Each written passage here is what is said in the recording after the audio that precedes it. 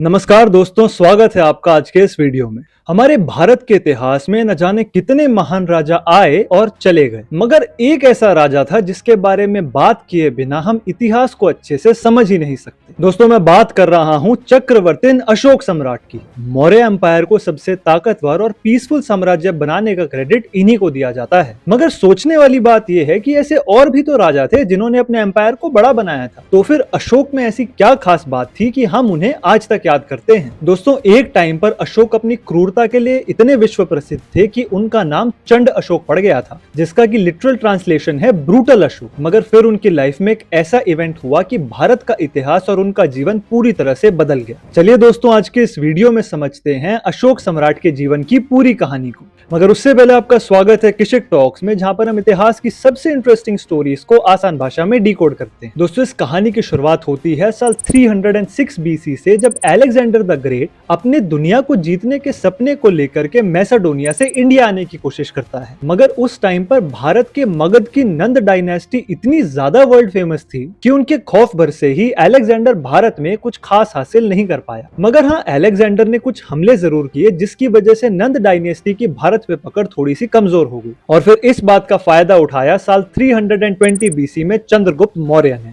इन्होंने पंजाब में मौर्य डायनेस्टी की स्थापना करी और फिर अपने टीचर और चीफ एडवाइजर चाणक्य की मदद से धीरे धीरे नंद डायनेस्टी को मगध से भी ओवरथ्रो कर दी। दोस्तों, चंद्रगुप्त मौर्य और उनके गुरु चाणक्य की कहानी भी काफी ज्यादा इंटरेस्टिंग है, जिसको कि हम डेफिनेटली किसी और वीडियो में डिटेल में समझेंगे। मगर चलिए अब हम अपनी कहानी पर वापस आ जाते हैं और मगध का कैपिटल डिक्लेयर किया जाता है पाटलिपुत्र को, जो कि आज की डेट में बिहार के पटना राज्य के आसपास कहीं स्थित है। अब चंद्रगुप्त का राज खत्म होता है और उनके बेटे बिंदुसार बनते हैं मौर्य साम्राज्य के नए राजा। और बिंदुसार के दो बेटे पैदा होते हैं। बड़े बेटे का नाम होता है सुसीमा और छोटे बेटे का नाम होता है अशोक। दोस्तों, हिस्टोरिकल अकाउंट्स हमें बताते हैं कि अशोक बचपन से ही काफी ज्यादा स्किलफुल थे और ब्रेव थे। और पूरे मौर्य एम्पायर में इनका नाम तब फेमस हुआ जब तक्षशिला में मौर्य एम्पायर के खिलाफ एक रेबेलियन उठ रहा था। और सिर्फ 18 साल की उम्र में इन्होंने उस रेबेलियन को क्रश कर दिया और इन्हें मगध के अवंती रीजन का गवर्नर बना दिया गया। मगर दोस्तों, लाइक एवरी अदर मोनार्की, देश भर में जहां पर भी राजा रहे वहां पर सक्सेशन का इश्यूज तो हमेशा प्रेवलेंट रहता है। यहाँ पर भी लेके सिस्टम थोड़ा सा कॉम्प्लेक्स था, क्योंकि कायदे से तो बिंदुसार के बड़े बेटे सुसीमा को राजा बनना चाहिए था। मगर मगध साम्राज्य के लोग और बिंदुसार के खुद की आर्मी के काफी सारे लीडर्स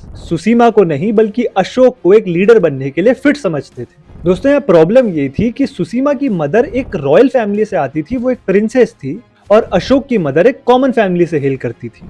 अब दोस्तों, इसी बीच तक्षशिला में एक और रेबेलियन उठता है और अब की बार सुसीमा को भेजा जाता है इससे डील करने के लिए। और जब सुसीमा तक्षशिला में होते हैं तो अनफॉर्चुनेटली बिंदुसार की डेथ हो जाती है। और क्योंकि बिंदुसार की आर्मी के मिनिस्टर्स भी अशोक को एक काबिल लीडर समझते थे, वो बिना सुसीमा से कंसल्ट किए ही राजकुमार अशोक को मगध का नया रूलर डिक्लेयर कर देते हैं। और जब सुसीमा को ये बात पता चलती है तो उनके और अशोक के बीच में एक बहुत ही खतरनाक युद्ध होता है। मगर साल 270 बीसी में अशोक ने सुसीमा को जान से मारकर मगध साम्राज्य पे अपनी पकड़ को मजबूत कर लिया। दोस्तों, कुछ टेक्स्ट हमें बताते हैं कि अशोक ने अपने 99 से भी ज्यादा भाइयों को मार दिया था सिर्फ अपनी गद्दी को सेफ रखने के लिए। मगर इस बात का कोई हिस्टोरिकल प्रूफ अभी तक हमें नहीं मिला है। दोस्तों, अशोक एक काफी बड़े विजनरी लीडर थे और जैसे ही उनके हाथ में पावर आई, उन्होंने ज्यादा टाइम वेस्ट नहीं किया और मगध की बाउंड्रीज को एक्सटेंड करना शुरू कर दिया। देखते ही देखते मौर्य एम्पायर हिमालय से लेकर के मैसूर तक फैलता गया। अगर आप आसान भाषा में समझो तो आज की डेट में इंडिया, पाकिस्तान, अफगानिस्तान, बांग्लादेश, ईरान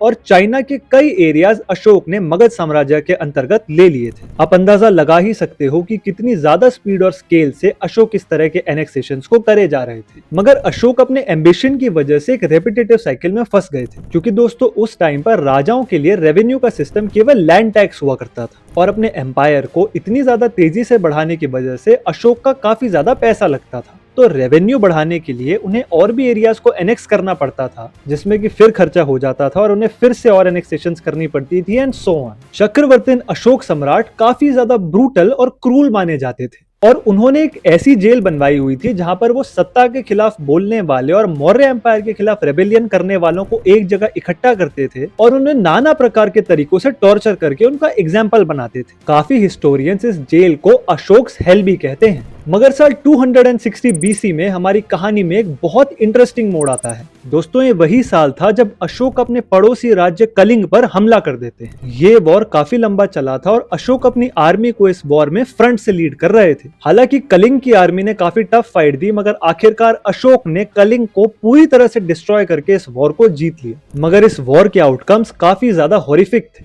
क्योंकि लगभग 1 लाख लोगों ने तो रणभूमि पे ही अपनी जान गंवा दी थी। लगभग 1.5 लाख से ज्यादा लोगों के घर तबाह हो गए थे और हजारों लोग भूखमरी की वजह से मर गए थे। इस डिस्ट्रक्शन को देखकर अशोक सम्राट इतने ज्यादा डिस्टर्ब हो गए कि वॉर जीतने की खुशी मनाने के बजाय वो डिप्रेशन में चले गए। उन्होंने अपनी लाइफ चॉइसेस को क्वेश्चन किया कि अपने एम्पायर को बढ़ाने के लिए उन्होंने न जाने ऐसी कितनी लाशों को बिछा दिया है, और इसी के चलते हुए एक ऐसा शॉकिंग फैसला लेते हैं जिससे कि भारत का इतिहास और हमारी ये कहानी पूरी तरह से बदल जाती है। वो टोटली अहिंसा यानी कि नॉन वायलेंस की पॉलिसी को अपना लेते हैं और बुद्धिज्म फेथ में कन्वर्ट हो जाते हैं। मगर एक हिस्टोरिकल टेक्स्ट हमें बताता है कि जब अशोक ने सुसीमा को मार दिया था और वो सुसीमा के बेटे निगरोध से मिलने गए थे, तो उन्हें ये बात जानकर काफी शौक लगता है कि निगरोध, जो कि एक बुद्धिस्ट मॉन्क थे, वो अपने फादर के हत्यारे से मिलकर बिल्कुल भी गुस्सा नहीं थे। और तभी से अशोक सम्राट को बुद्धिज्म फेथ को लेकर के काफी ज्यादा क्यूरियोसिटी हो गई थी। अब इसके बाद अशोक अपनी क्रूल पॉलिसीज को बिल्कुल पलट देते हैं और एक नई धम्म की पॉलिसी को इंट्रोड्यूस करते हैं। वो बुद्धिज्म को सीखने के लिए काफी सारी पिलग्रिमेज साइट्स जैसे कि गया, लुम्बिनी और सारनाथ पर जाते हैं, बुद्धिस्ट टेक्स्ट को अच्छे से समझने की कोशिश करते हैं और धम्म पॉलिसी में धीरे धीरे करके इन बुद्धिस्ट टीचिंग्स को इंटीग्रेट करते हैं। वो बुद्धिज्म को स्प्रेड करने के लिए एक के बाद एक वर्ल्ड में काफी सारे मिशंस भी भेजते हैं।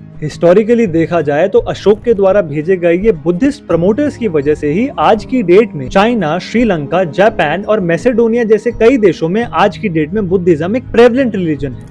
अशोक के 2 बेटे महेंद्र और संघमित्र भी इस मिशन के अंदर बढ़ चढ़ के पार्ट लेते हैं। आपको ये बात इंटरेस्टिंग लगेगी कि संघमित्र ने श्रीलंका में बुद्धिज्म को प्रमोट करने के लिए एक बोध पेड़ को स्थापित किया था, और वो पेड़ श्रीलंका के अनुराधापुरम में आज भी पाया जा सकता है और उसे एक सेक्रेट साइट के तौर पर देखा जाता है। अशोक की धम्म पॉलिसी बुद्धिज्म के मध्यम मार्ग प्रिंसिपल से काफी ज्यादा इंस्पायर्ड थी, जो कि बेसिकली न्यूट्रलिटी की बात करता है कि हमें वर्ल्डली प्लेजर्स के अंदर ज्यादा इन्वॉल्व भी नहीं होना चाहिए और उनसे दूर भी नहीं भागना चाहिए। ना तो हमें कंप्लीटली अटैच्ड होना चाहिए और ना ही कंप्लीटली डिटैच, बस एक मध्यम मार्ग यानी कि मिडिल पाथ को पकड़ के चलते रहना चाहिए। ये धम्म की पॉलिसी सिर्फ बुद्धिस्ट प्रिंसिपल्स पे बेस्ड ही नहीं थी, बल्कि अशोका की गवर्नेंस का एक नया स्ट्रक्चर बन चुकी थी। कलिंग के युद्ध के बाद अशोक ने अपनी प्रजा की कंप्लेंट्स को खुद सुनना शुरू कर दिया था। उन्होंने सिर्फ ह्यूमन बीइंग्स के खिलाफ ही नहीं बल्कि एनिमल्स के खिलाफ भी नॉन वायलेंस को प्रमोट किया। मगर आप इस बात पे फोकस कीजिए कि इन्होंने कभी भी बुद्धिज्म को फोर्स नहीं किया, बल्कि बाकी रिलीजन्स की प्रोटेक्शन के लिए इन्होंने धम्म महामत नाम के ऑफिशियल्स को अपॉइंट भी किया था। दोस्तों, महाराजा अशोक ने भारत के आर्किटेक्चर को भी एक नया पर्सपेक्टिव दे दिया था। इसमें काफी सिग्निफिकेंट थे अशोकन पिलर्स, जिनकी की तस्वीरें और वीडियोस आपने देखी हो। ये मौर्य एम्पायर में जगह जगह बनाए गए थे और इनमें उस टाइम की लोकल लैंग्वेजेस में काफी सारे इंस्क्रिप्शंस किए गए थे। इन इंस्क्रिप्शंस को मगध आर्मी के ऑफिशियल्स डेली प्रजा के सामने पढ़ा करते थे। साथ ही साथ सारनाथ में ये लायन कैपिटल और अशोक चक्र, जिसको कि इंडिया के नेशनल फ्लैग में भी अडॉप्ट किया गया था, इसकी भी स्थापना अशोक सम्राट ने ही करी थी। और ये सब धम्म की वेलफेयर पॉलिसी का एक सिंबल था। दोस्तों, कुछ हिस्टोरिकल टेक्स्ट हमें बताते हैं कि अशोक ने उस टाइम पर लगभग 84,000 स्तूपास और 7 बुद्धा के रेलिक्स बनवाए थे। हालांकि इस बात का कोई पुख्ता सबूत तो नहीं है,